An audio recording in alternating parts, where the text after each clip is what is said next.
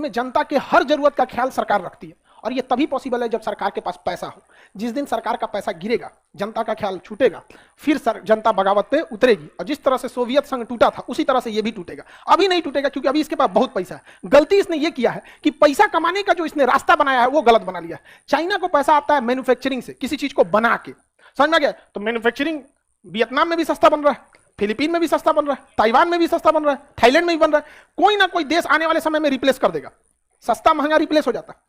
भारत की अर्थव्यवस्था नहीं गिरेगी। हमारे यहां लोग बनाने के लिए फेमस नहीं है, काम करने के लिए। जैसे माइक्रोसॉफ्ट अपना सॉफ्टवेयर बना दिया और उसके इंजीनियर खोजना है भारत में, यहां तो ऐसा बैठा से गूगल को हैक कर लेता है। अब बताइए ना, वहां पे गूगल को हैक कर लिया, गूगल परेशान हो गया, जा गई लो सब चीज। गूगल मैप गड़बड़ है, किसी को गड्ढा में कूदा देगा हैक करके। अगर गूगल मैप हैक कर लिया किसी को, रास्ता आगे जा रहा, दाएं मोड़ के गड्ढा में कूदा दो, तो कभी अभी घुसा देता है इधर उधर तबेला उबेला में। तो ये एरिया समझ में आ गया, बहुत प्रसिद्ध एरिया। यहां से हम लोग की एंट्री किधर से हो जाती है, लेकिन यहां गड़बड़ हो गया। यहां 18 से 20 किलोमीटर ही इस एरिया की चौड़ाई है, 18 किलोमीटर। ये बस इतना पतला है, जरा ध्यान से देखिए तो। इधर बांग्लादेश, ये देखिए ध्यान से, ये बांग्लादेश और ये नेपाल। इसलिए इसको मुर्गी का गर्दन कहते हैं, चिकन नेक। बड़ी पतला होता है मुर्गी का गर्दन, पूरा शरीर इधर, ठोड़, गर्दन। समझ में गया? चिकन नेक कहने का तरीका, भारत को कोई चिकन थोड़ी कह रहा है। सिलीगुड़ी कॉरिडोर या चिकन नेक कहा जाता है, सिलीगुड़ी कॉरिडोर या चिकन नेक। चाइना की नजर इसी पर है कि अगर हम इसे काट देंगे तो हम आराम से भारत के इस पूरे 7 राज्यों को क्या कर सकते हैं, काट सकते हैं। इतना आसान समझ ले। प्याज काट रहा है तुम, काट देंगे तो ये हो जाएगा, ये हो जाएगा। यहां से पटना कितने दूर है? 1 हफ्ता छुट्टी दिया जाएगा, लड़का लड़की सब चलेगी लड़ाई में। लड़का सब मार मार लाएगा, सब आप लोग को हैंड ओवर कर देगा। तुम लोग मारना उसको 1 हफ्ता में अचार बना के। समझ में आ गया कि नहीं आ गया? एकदम समझ में आ गया कि नहीं? हाँ, बढ़िया से। भारत को 1962 समझे, जवाहरलाल नेहरू। देखिए दिक्कत क्या हो गया, आप कभी गौर कीजिएगा। दूसरे को सलाह देना बड़ा इजी होता है। आप कभी लाइफ में ऐसे आदमी से लड़ाई लड़े हैं जिससे आपको पता है कि इससे लड़ना नहीं, हम इससे नहीं जीत पाएंगे? ऐसा कभी हो जाता है। छोटा मोटा गांव की लड़ाई में, जैसे विधायक से लड़ाई हो गया, आप उसको ज्यादा जवाबे नहीं दे पाएंगे। समझा गया? जैसे पुलिस दरोगा है, आपको बिना मतलब आपको पीट दिया, आप नहीं जवाब दे पाएंगे क्योंकि आपके दिमाग में बैठा हुआ है कि अभी इसको मारेंगे तो हमारे ऊपर उल्टे केस हो जाएगा। कई बार ऐसा हो जाता है।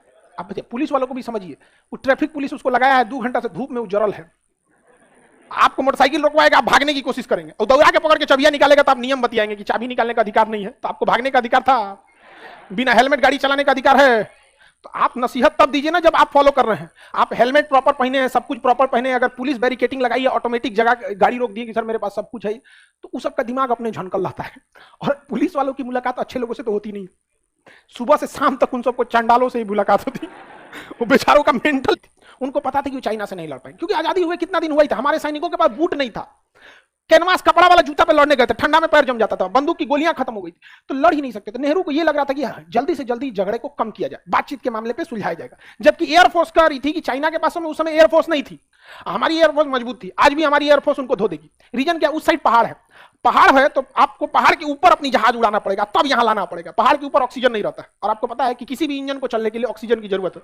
वो का जहाज के इंजन में हाँफ जाता है। कभी कभी ठंडी में कैसे मोटरसाइकिल ऑन की जगह दुख दुख करता है, इसे वो का जहाजिया दुख दुख करने लगता है। कहते रे भाई रे, आराम से आराम से, कहते वापस चलो यहाँ पे। हम लोग के साइड में उतना ऊंचा पहाड़ है नहीं यहाँ पे। तो नेहरू ने उस समय ऑर्डर ही नहीं किया किस चीज के लिए, एयरफोर्स। अच्छा, नेहरू को आप कितनों गरिया दीजिए, लेकिन अभी बताइए क्या चाइना अभी भी जो गलवान में किया वो सही था? नहीं सही था।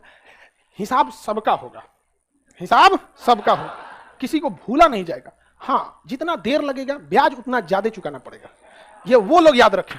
हम लोग छोड़ने वाले हैं जी, हाँ, हम लोग कभी नहीं छोड़ते। हम लोग के यहाँ तो यहाँ तक याद रहता है कि बुआ के बियाह में फूफा फलाना आदमी आए थे तो कितना रुपया न्योता लिखवाए थे, आदमी उनके बियाह में उतने दे देता है।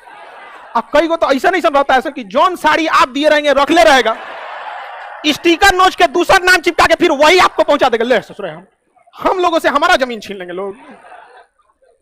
अरे गनीमत कहा कि बॉर्डरवा पे उस एरिया में हम बिहार वाले नहीं थे लोग, ना तो चिपरी पास पास कई को पहाड़ कब्जिया लेते लोग। यहाँ चिपरी हम लोग पास दिए, अपना हो गए, चिकन नेक काट देंगे यहाँ पे। समझ में आ गया कि नहीं? चिकन नेक काटेंगे। अरे भारत सरकार को यहाँ बांध बना के रेडी रहना चाहिए। यहाँ पे चिकन नेक काटने आएंगे, यहाँ से कोसी नदी मोड़ दो, दह जाएंगे सब। यार कहां से खोल दिया सब बाहर का पानी, अब बांध रहेगा तो हमारा कंट्रोल रहेगा, जब दह जाए सब तो रोक दो। पूरा दावा देंगे तो हम लोग को भी तो दिक्कत होगा जाने में, दह जाए सब तो रोक दो यहाँ पर। भारत को आके लोग काटेंगे चिकन नेक करके, यहाँ पे हम लोग बना के इन लोग को चिकन फ्राई कर देंगे लोग। सरकार कोलकाता बंदरगाह को यहाँ पे सितवे बंदरगाह से जोड़ रही है म्यांमार के, तो यहाँ से पानी वाली जहाज पे लगाएगा टैंक तोप, 5 से 10 हजार फौजी कहाँ चले गए? सितवे बंदरगाह। और यहाँ कालादान नदी है, यहाँ से बनाया जा रहा है यहाँ तक के लिए सड़क हाईवे, तो मल्टी मॉडल ट्रांजिट हब बनाया जाएगा। तो यहाँ से बंदरगाह यहाँ पे, फिर यहाँ से नदी कालादान नदी में, और फिर यहाँ से हाईवे। आओ ससुरे तुम यहाँ से आओगे मार। और भारत अभी भी लगभग 2.5 से 3 लाख फौज इधर रखे हुए हैं।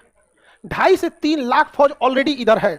उनके 6 महीना लड़ने के लिए हथियार, राशन, खाना पीना सब ऑलरेडी है। समझ में आ गया कि नहीं?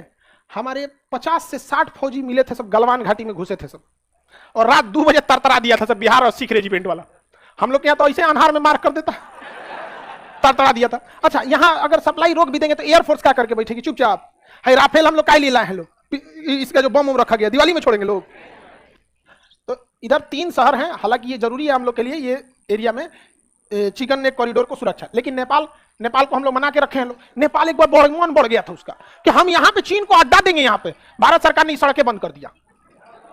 अब लो, नेपाल में हालत ये हो गया कि पेट्रोल भी भारत से जाता है, खाने पीने की सामानें नेपाल को कुछ भी खरीदना होता है वो कलकत्ता बंदरगाह पे ऑर्डर करता है, और यहाँ से ट्रक से लाद करके रक्सौल होके जाता है।